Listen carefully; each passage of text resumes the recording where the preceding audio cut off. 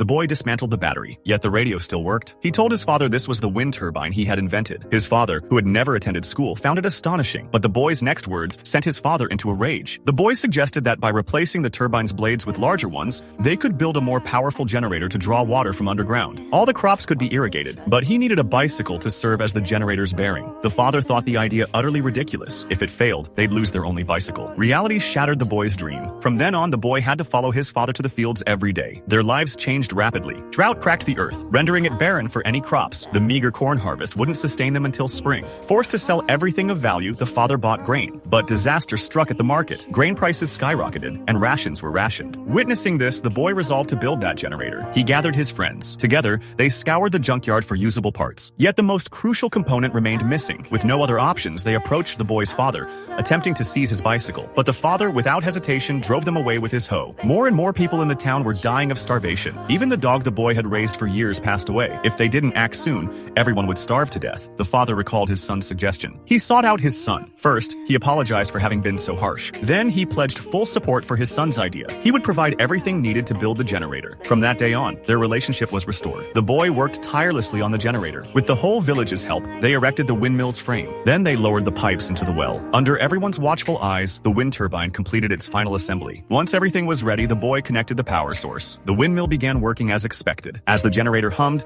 electricity flowed and activated the pump. This windmill carried everyone's hopes. Suddenly, the sound of the pump working caught everyone's attention. Soon, a clear stream of water gushed forth from the pipes. This was their lifeline. Finally, they no longer had to worry about the lack of water. The father couldn't wait and immediately began sowing seeds. In his weathered eyes, pride for his son shone through. But if you'd like to see it, the movie is called The Boy Who Harnessed the Wind.